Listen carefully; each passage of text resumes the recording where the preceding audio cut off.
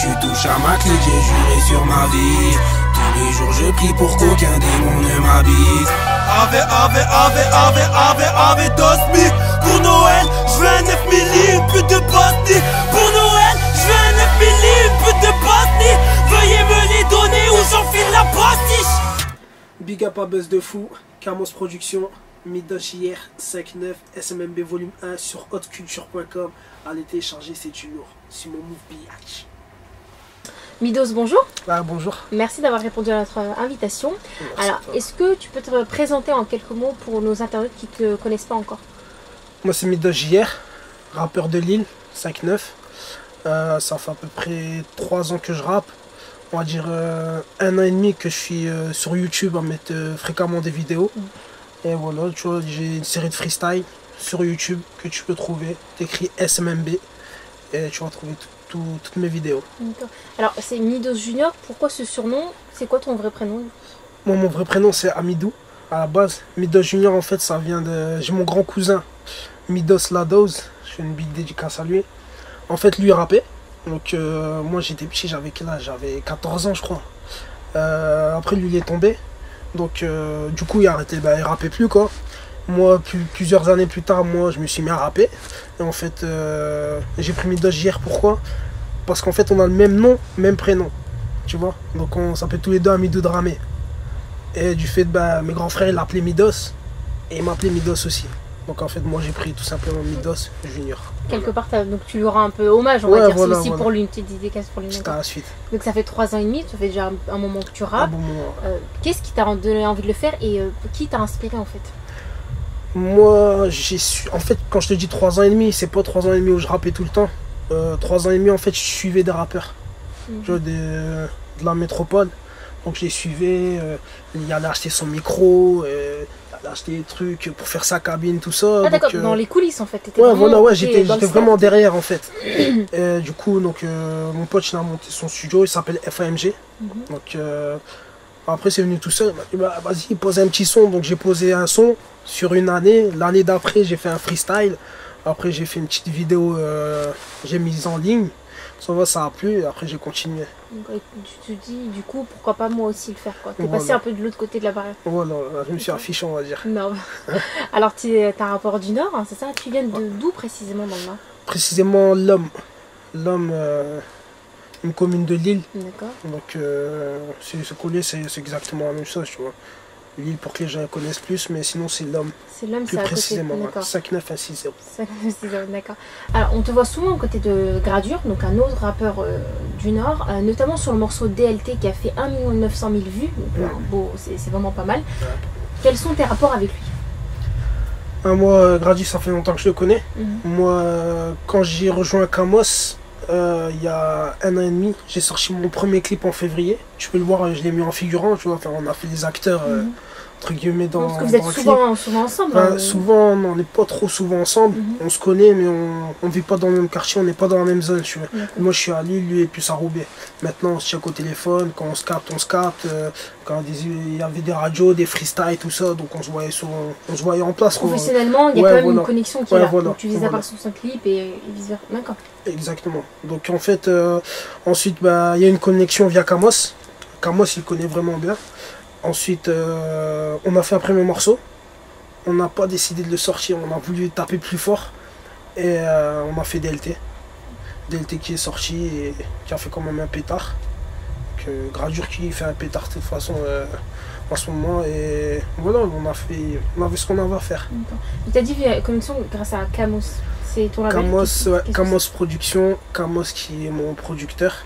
Donc Camos Productions, label lillois, où tu as plusieurs beatmakers, Etam, Rims, et en rappeur tu as moi, Midos JR et Krillino.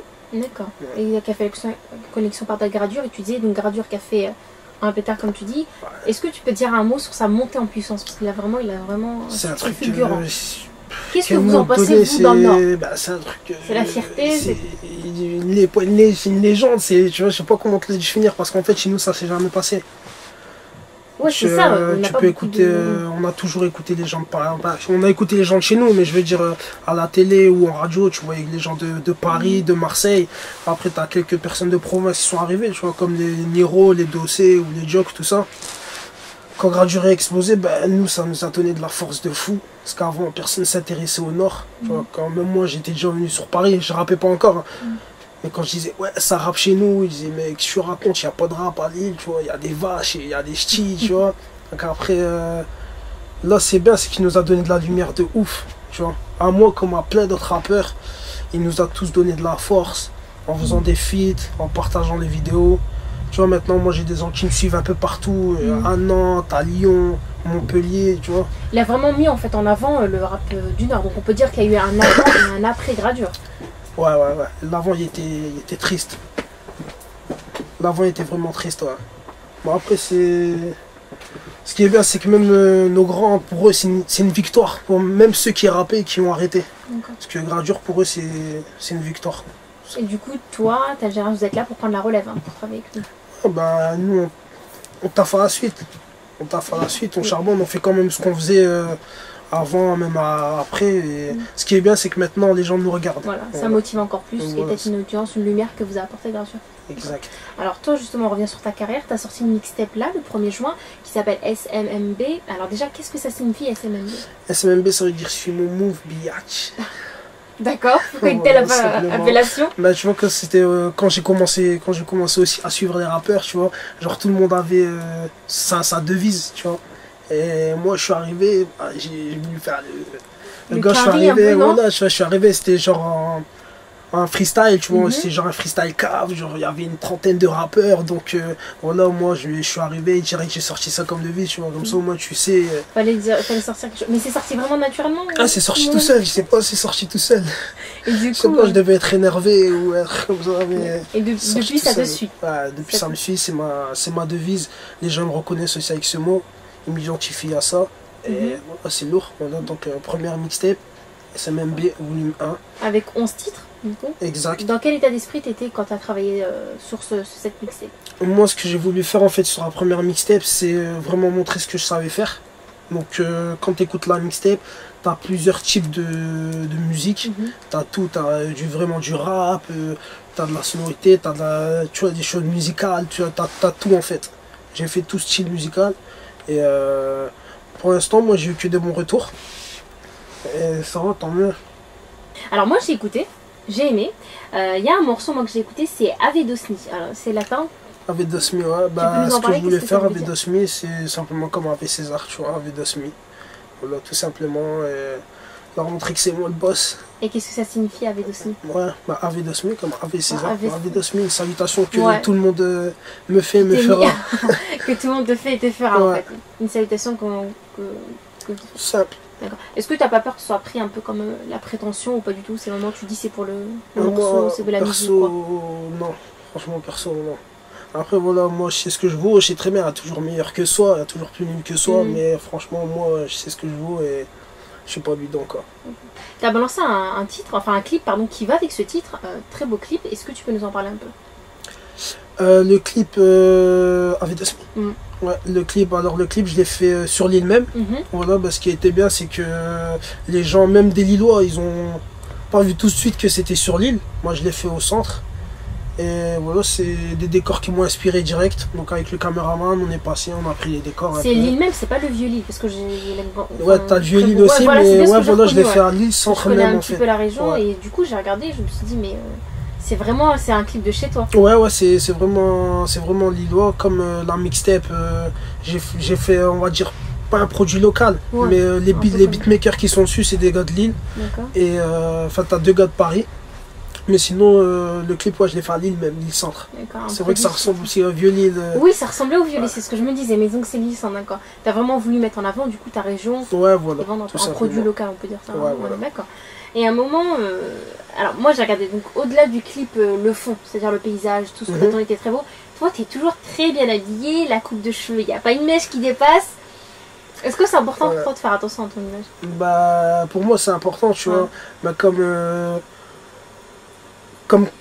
je te donne un exemple, nous dans la zone, regarde, je sais pas, j'étais en CM2 ou j'étais en primaire, tu vois. Et je voulais avoir des dernières Air Max, tu vois, on voulait toujours être soi, tu vois, on voulait toujours être beau gosse, tu vois. Donc voilà, donc là, si on peut s'habiller bien, on s'habille bien, il n'y a pas de galère. Comme là dans le clip. Ouais, comme voilà, Avidosmi, après voilà, comme c'est aussi Avidosmi, ce que je voulais faire, c'était aussi m'habiller en mode, genre, petit Versace, tout ça, tu vois, comme si le thème qui suit, en gros, tu vois, je me suis mis bien dans le thème. Tu t'es mis en avant, tu t'es mis dans le thème. T'es de quelle origine? Sénégalais. D'accord. Ouais, Sénégalais, Dakar et au village un peu Bakel. Ok, d'accord. Ouais. Parce que je me posais également la question.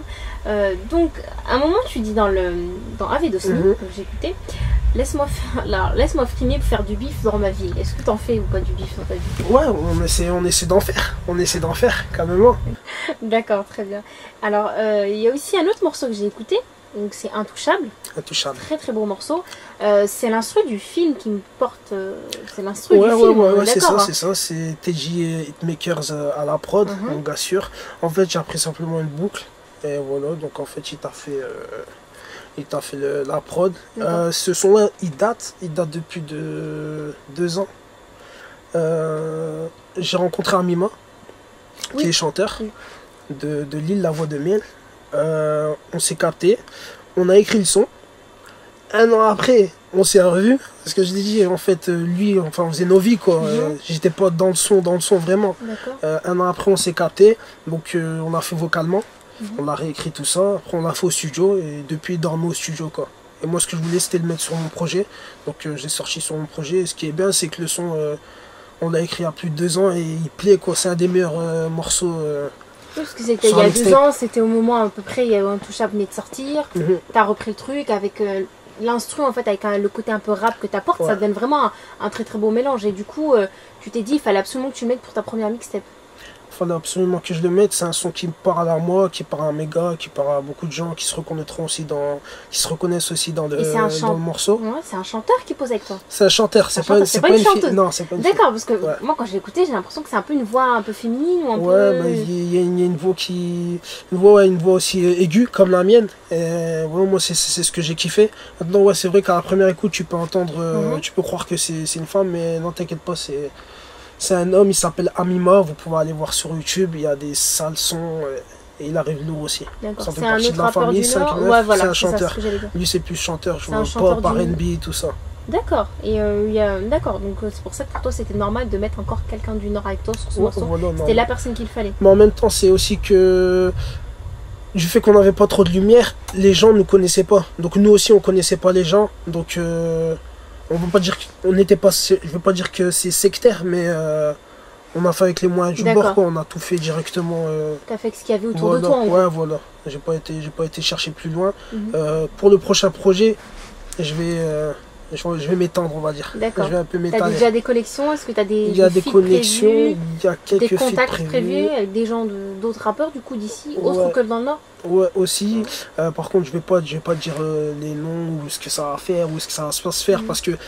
Tu peux pas nous en dire plus. Non, je peux pas. C'est en cours tout ça, donc c'est en cours, tout est en cours et voilà, je vais pas m'annoncer. Imagine ça s'annule ou quoi, tu vois. Je préfère pas m'annoncer, mais franchement, il y a du lourd qui arrive. Ok, du très très lourd qui arrive. Très lourd qui arrive, encore très différent de ce que j'ai sorti là au niveau de la mixtape et du très lourd. Parce qu'Avidosmi aussi il date. Avidosmi c'est un son qui date de pas février de l'année dernière. D'accord, un an et demi quand même. Un an et demi, comme le morceau Intouchable d'il y a 2 ans. Ouais, voilà, comme le son que j'ai sorti Fini Mal sur YouTube qui date aussi il y a plus de 2 ans. Donc finalement, cette mixtape, ça fait un moment que tu travailles dessus. Ça fait pas un moment que je travaille dessus. En fait, ça fait un moment que j'ai posé les morceaux, mais en fait, j'allais pas tout le temps au studio. Tu vois. Donc. T'avais pas prévu du coup de faire non, sortir un mixtape? Si, j'avais prévu de sortir un mixtape, mais tu vois, je prenais à chaque fois du retard vu que j'allais jamais en studio, j'y allais pas fréquemment. Et sinon, sur les sons que j'ai posés récemment, tu peux entendre Connais pas. Celui-là, je l'ai posé récemment. Après, il y a l'outro, l'intro, Hess. Voilà, ça, c'est des sons que j'ai posés vraiment récemment. D'accord. Justement, il y a le morceau, donc je ne connais pas, que j'ai écouté. À un moment, tu dis que, alors, quoi de neuf dans la tête, c'est la Hess. La street, c'est la misère. Un monde que tu ne connais pas. Est-ce que tout ça, donc le côté un peu très street, hein, est-ce que tout ça, tu l'inspires de ton vécu à toi? En fait, moi, comme tu peux écouter le son Intouchable, moi, en fait, je suis né, enfin, j'ai vécu dans la banlieue, quoi, on va dire, dans des HLM. Ensuite, on a déménagé je suis parti, on va dire, dans un quartier où il y avait, dans une maison. Et c'était une maison, on va dire, un quartier éloigné, en fait, on va dire, de la zone. Donc du coup, moi, je me suis retrouvé à l'école tout seul. J'étais le seul noir de l'école, tu vois, moi, mon frère, ma soeur. Donc en fait, c'était un peu la merde. Donc au collège, j'ai retrouvé un peu tous mes potes. Et en fait, connais pas, en fait, ça provient des gens qui restaient avec nous ou qui voulaient nous ressembler.